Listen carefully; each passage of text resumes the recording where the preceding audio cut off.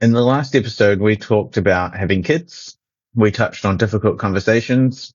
And I'm sure you all can recognize we've had that gut feeling. It goes, I need to say this, but how? We think that might be about moving country. Maybe you need to end something.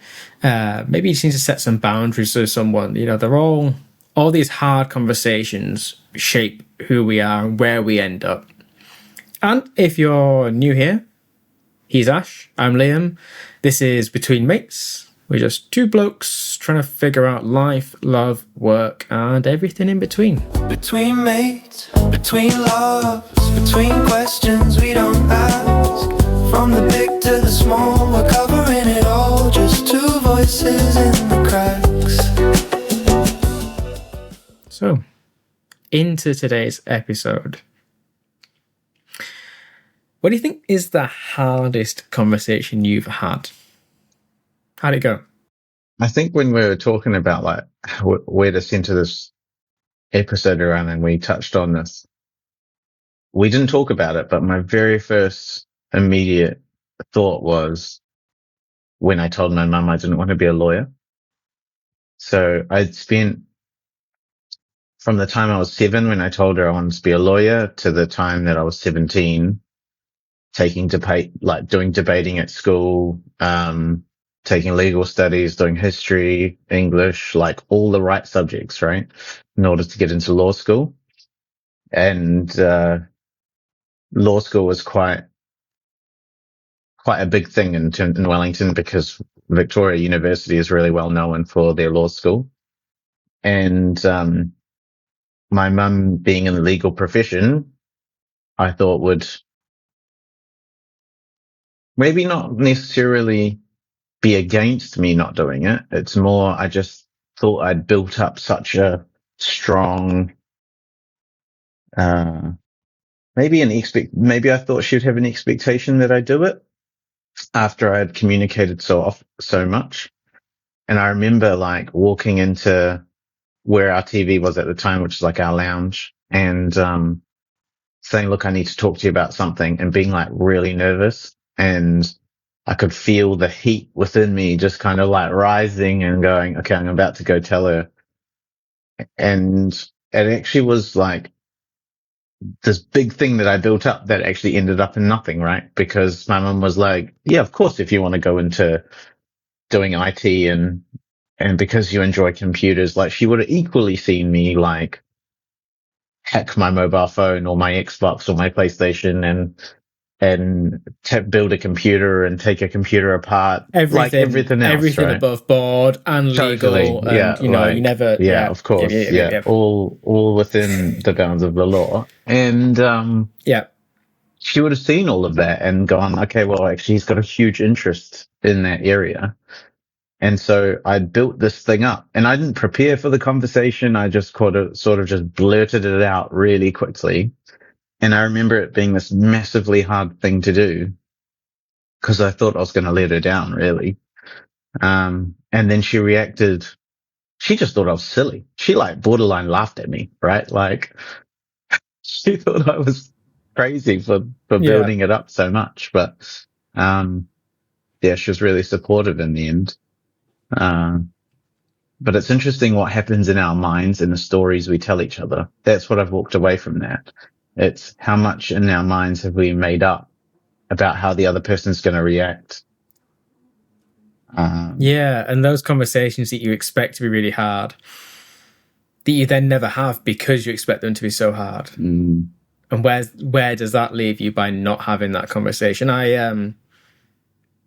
I still to this day think that, and it's probably not the hardest conversation, so it's probably not an answer to the question I asked you, but when I think about why I think conversations and having those hard conversations is so important now, is I had a relationship with someone when I was in the back end of college and into university, sort of two and a bit years. And I saw a future with that person. I imagined us married and with kids and what that future would look like. And then in that year, I was in my second year of uni, she was in her first, it all fell apart. And when I look back on it and I work out why it fell apart, I think it's because I didn't have that hard conversation. I felt that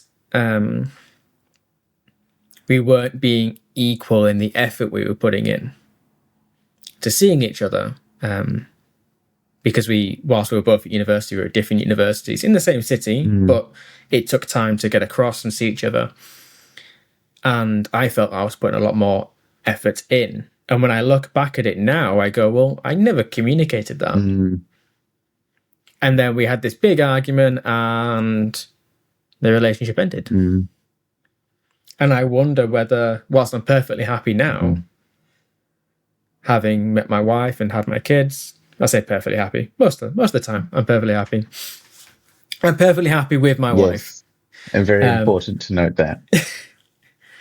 But I do wonder whether if I'd known then what I know now about having those difficult conversations, whether that relationship would have ended, or whether it would have ended like that.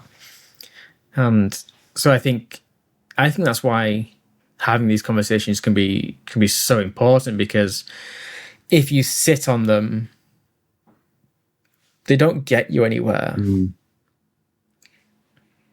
And I think, like you saw, having that what you expect to be a really difficult conversation might turn out not to be. I could have had that conversation and she could have turned around and said, yeah, you know what? I think you're right.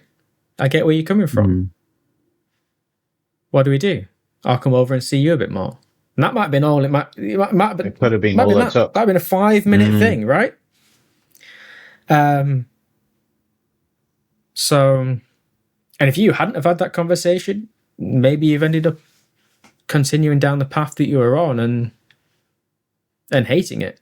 Possibly. Yeah, possibly. Yeah. And I think one of the things that it teaches me is also, have we ever thought about preparing for those conversations? So even though, like, that blew up in the sense that the way that you communicated it or the way it panned out was that it ended in an argument and ended your relationship. I wonder whether we've been taught in order to how to have those sort of, how to do the preparation to then be able to set the scene for a difficult conversation, or what's perceived to be a difficult conversation. And how. Yeah. I've been lucky enough to have been actually taught some of this stuff. I was on a course called Caring Leadership. So before I was in a management position, I did this course. It was about a week long. And it was about some communication tips. But I think the biggest thing was sort of how to listen to people. And I think we're going to cover some tips a little bit later on. But when you talked about preparing and preparing in a sense of, when do you have that conversation? Where do you have that conversation? Because if you rock up, you've just come in from work, and let's say you're talking to your partner and they've just come in from work, and you're both thinking about what to have for tea, and there's, maybe you've got a dog and that needs to go out for a walk, and there's just lots of stuff going on, right? And then if you come out of nowhere and say, I think I want to move country, they're probably gonna be like, what are you talking about? Where's this coming from? Like, I'm not in that headspace for this. Do you think you've ever been in a position where you've tried to raise something and it's just not the right time? Yeah, probably quite a lot. Like, I think there's, and really similar to the example you gave, when we both come home from work, my wife and I, not you and I, and she's had a really rough day or I've had a really rough day, and it's working out how we both show up for each other. And I think there have been times where I probably have not thought that through and gone and tried to like plan out a holiday or whatever it is. And her mind or my mind is like somewhere else, right? And I think partly what's helped me more recently or in the recent years is just doing that. I think consistently doing a check-in with each other to see where we're at. By then, and using that as a gauge to go, is this the right time? And is the other person in the right frame of mind? Or alternatively, just going and suggesting, saying, look, I want to talk about a topic with you. It doesn't have to be now, but this is broadly what it's going to be about. Let me know when you're free. You know, you're not having expectations. I think what I've learned the most is probably that if I have this preconceived idea that the other person has to respond when I want them to respond, that doesn't work. Yeah, and you're putting that expectation on them. You're like, I'm ready to talk about this thing. I want to talk about this thing now. Yeah. You're almost saying, like, I don't care what you're doing. Stop what you're doing. Stop what you're doing. And they might just be like scrolling on their phone, right? But they might be scrolling on their phone because they just want to escape for 10 minutes. And you're just barging in, being like, I want to talk about this thing. Stop what you're doing now. Yeah. And that's just that's not going to be a good way to then start a meaningful conversation. Sometimes it can be even like, it doesn't have to be a very difficult conversation. I find some of the things now that have helped us saying, excuse me, right? Like, she might be on her phone, I might be on my phone, or I might be reading a book, or she might be reading a book. It doesn't really matter what we're doing. But ultimately, by interrupting the other person, just like we interrupt each other at work, right? Before I call you, I usually message you on Teams and say, hey, do you have a minute? Because that's my signpost to go, he will let me know when he's got a minute, versus me just trying to call you straight away and interrupting you. I've definitely seen the benefit of doing this in my home life, of just saying, you know, I just calling it out as it is. I want to talk to you. So that person knows, okay, I'm gonna put my phone down. He's told me he wants to talk to me. Because I had to have this discussion with my wife in the past, where sometimes I'd be talking to her and she'd have her phone out and she'd be scrolling, and I could kind of see that her attention wasn't completely on me, and that was frustrating. But at the same time, I hadn't said to her, look, I want to talk. I want to talk about something that's, you know, I want your attention to be on this thing. So I was like, well, I need to set that scene. And I know I was talking to someone at work, and he said for him, it was also really important to say what you want to talk about if it's going to be at a later time. Because for him, if somebody said, oh, I need to talk to you later, he would spend the rest of the day stressing about what they want to talk about. Whereas if they said, I want to talk to you about, you know, what we're going to have for tea next week. It's like, oh, okay, cool. That's that's an easy conversation to have. So like, simple. I don't need to worry about that all day. But it's just how do you make that, you know, other person, how do you put them in a good place when you do want to talk about something? Yeah, I think so. Do you think like there's been times where you've tried to raise something and the timing's not been really right?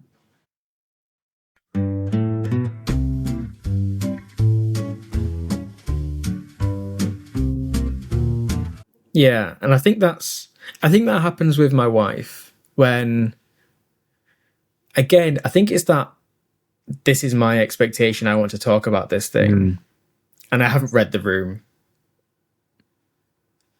and it's probably more often when it's something that's, it's not one of those difficult conversations, which I know is kind of the topic of today, but it's just something that I want to talk about. And it's clear that if I took a few seconds and just took a look at her, I could realize that she's not in the mindset to be listening to my stupid idea, which could definitely wait. Or I could go, you know what? I'm going to talk to Ash about this because it's just a stupid idea. It's just a stupid idea, and she doesn't need to hear another one of my stupid ideas right now. Yeah. Whereas I'll be like, "Oh, that sounds awesome." Yeah. And then because we're going to push each other to do stupid shit. Yeah. But I do think that from like going back to the difficult conversations part, like there's definitely a framework or a way of operating. And some people that I've noticed, like within my friends group, they either have a way of doing that because they've established a way with their partner or their friends or whatever to deal with like when something is not right or not working the way it should be. What we've been really bad actually for the last year at doing this.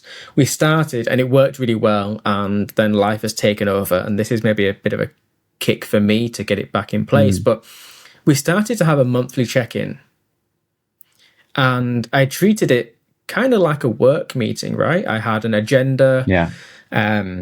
Therefore, we both knew what we were going to talk about. The plan is that when the kids are older, we will all sit down. And therefore, we had certain topics on there. And it was like, do we need to talk about, or let's talk about money.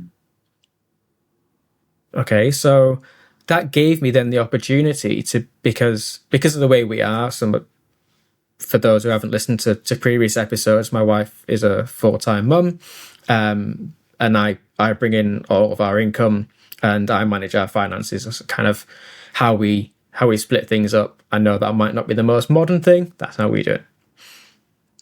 But that meant if I wanted to bring something up around money, because I felt like we couldn't afford something, likewise, if she wanted to bring something up to say, look, the kids have got this coming up, I need you to find the money for this. It was a place where we both knew we're going to be talking about money. So it was natural to talk about it. You knew it was coming up. It wasn't going to be a shock. And we're both in the mindset of, okay, we're here to deal with this stuff. We also had a segment or an agenda point, if you will, to discuss, like, is there anything that, I need to change, or that we need to change, something that's been on your mind. And therefore we know once a month, we're going to sit down, we're going to have the space for this discussion. And like I said, we've been really bad at it, but it was working well for us, and we need to get back to it. I don't know if you do anything. It's funny you similar. say that, because when, I lived at home until I was 29. And when I met my wife, she's like, either I'm moving out, or you're moving out, or we're moving out together. This was after 6 months of being together, because we were both living at home at the time. And, we ended up moving out together. But one of the things we put in place, which was every 2 weeks, we would have what we called a relationship retro. Because she was an agile coach at the time, and retro was a big thing in the agile world, right? And so we would do a relationship retro every 2 weeks to kind of go, well, what's working and what's not working between us. And I think what that, I guess, set the foundation for the rest of our relationship, and even now, and we probably do it less frequently now, but we still do it, is where we, on a Sunday or a Saturday, usually in the weekend, because we both work, we might sit and have a 3-hour conversation with each other about like where we think things are at. And it can range from finances to our relationships to like relationships our own or with other people, or where do we want to move next after London, or whatever it is, right? Some of them difficult, some of them easy. could be, Ash, why'd you say this to me yesterday? What did you mean by it? You know, but equally it's a format that we established so early on, and we had ground rules around how we would talk to each other. We don't swear. Like, we might swear Yeah. like casually, but we don't swear at each other. We don't. I think that's just a fair rule to have in a relationship. I feel like that's fair. Yeah. Can be uncommon in other relationships, but I feel like it's fair as well. Yeah. I think not raising your voice is also another fair thing. I think some people might see that as quite robotic and what have you, but it's more just being respectful of each other more than anything else. I think that raising your voice, just to cut across you a second there, is a really, you know, that talking about having those difficult conversations, we're kind of coming from an angle where that might just be something that's a big topic, moving country, having kids, but it could be a much more difficult conversation where one person is definitely going to feel a little attacked. And they can get argumentative and heated. And you talked about raising your voice or not raising your voice specifically. I found that super effective. When you have somebody who does raise their voice, the conversation escalates so quickly. If you can keep a steady tone and keep your composure, it's much easier for the other person to do so. Yeah. Because they quickly realize that they sound crazy because they're shouting now. Yeah, mad. right? Yeah. And they don't want No, to. they don't. But if they shout and you shout back, then it's fair game, right? Yeah. As in, that's and he what just said perceived raising to be. voices then. Yeah, and I think that's a piece of advice is, even if you want to shout back, and it can be really difficult, but keeping your composure can help that conversation flow much better and get you to where you want to be. Yeah. Yeah, it can. I think a lot of the times that it is difficult. Like, I don't think it's an easy thing. I think a lot of the time we have these heightened emotions, and so it's hard to control. But I think the important thing is to remember that you love this person and you want the best for them just like you want the best for yourself. We're talking about personal relationships. So we're hoping that this person has your best intentions. Yeah. Is that the right phrase? Yeah. Yeah, best intentions they want or the best for you. Yeah, for sure. You know, they want the best for you.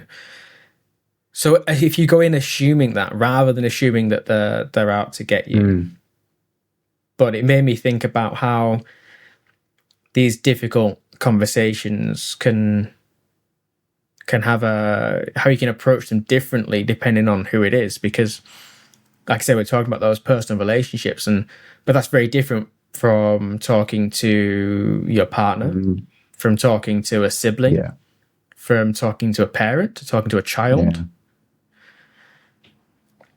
And I know that from my experience, my wife is quite receptive to having a conversation, especially if I do set that scene and let her know that I want to talk about something. But having a conversation with my parents can be very different.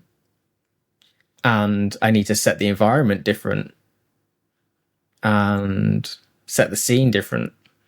And I think that's maybe...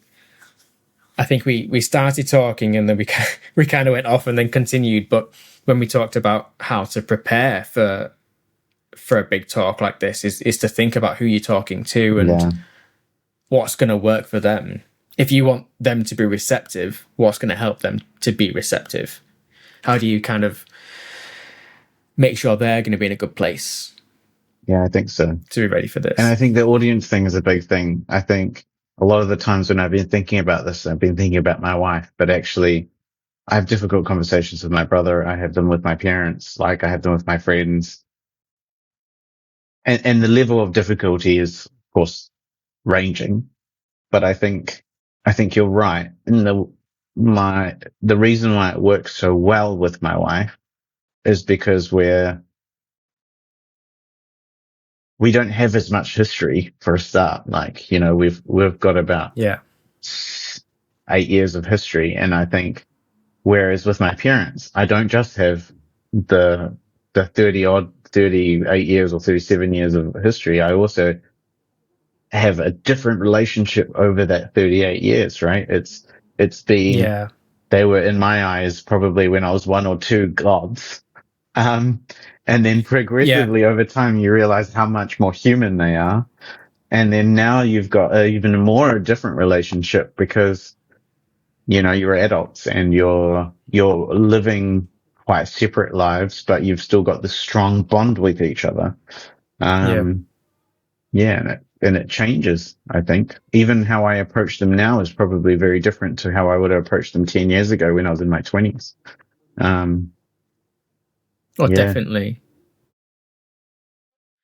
I think the last tip that we wanted to cover today was about active listening.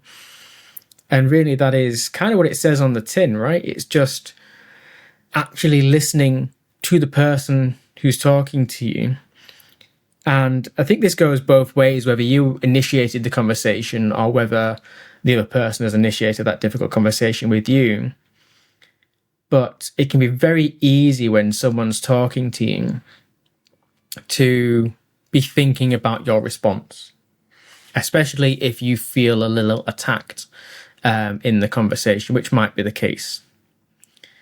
You spend so much time thinking about what you're going to say in response that you don't actually listen to what the person is trying to say to you. And in doing that, you can miss the whole point. They don't feel heard and the conversation spirals. What can be really good to make this work for you and make sure that you are listening is to play back to them what they just said. It might be in your own words. It shows them you've actually heard what they're saying.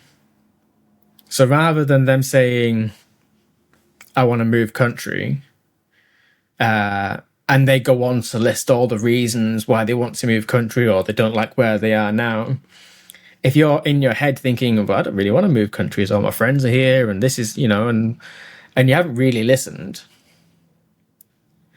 then you're not there for them. You're not there for that conversation. Whereas actually, if you play that back to them and go, oh, okay, I can understand that you want to move countries because there's a great job opportunity, but I want to bring my side to this. And hopefully they also listen to this podcast, or you can send it to them and they'll also learn about active listening. I think equally, there's definitely a playback where it helps you also with their own thinking, because there's a lot of times where someone has created this, I've got this idea or I've got this thing that I want to communicate. And then when it's played back to them, they're like, oh, that's not what I wanted to communicate. And no, that's not what I wanted you to take away from this conversation or what I was trying to get across. I didn't want to move to Switzerland. Yeah, it cuts down on that misunderstanding, doesn't it? Exactly, right? Like, I think it really helps the other person understand, are we on the same page?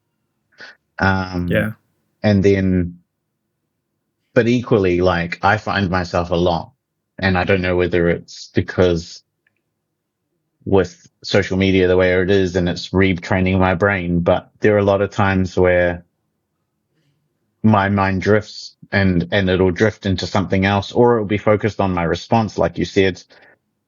But I think when I'm more aware of it and I can bring myself back, just like in meditation, when you can bring yourself back you allow a thought to come and then you let the thought go. Yeah. You can bring yourself back so much quicker if you learn how to. And I think that's really helpful to be present. Yeah. Yeah. And I think, like we said at the start of the episode, and all of these, everything we talk about is the same. We're not experts in this. We're trying to share what has worked for us or what went wrong for us, so you can try and avoid the same thing. But if one of these things has resonated with you, then take some time and you go, actually, that active listening thing sounds good, or the setting the environment thing sounds good, or maybe I need to try that. Then go away and do a bit of research, or if the platform that you're listening to this allows, then put it in the comments and ask us to expand on that. And whilst you're there, you might as well hit like and subscribe to us and stick around for our next episode, which is gonna kind of lead on from staying in this theme of the past couple of episodes of more personal relationships, and we're going to talk about that sort of more modern relationship, and things have changed from our parents and their parents, and what does that look like now with love, money, and fairness. So if that sounds interesting to you, then come and join us for episode 4. So thanks. Thank you. Between mates, between loves, between questions we don't ask. From the big to the small, we're covering it all. Just two voices in the cracks. Pull up a chair, leaning close. Here's to the chats we love the most. Between mates, between friends, it's a show that never ends.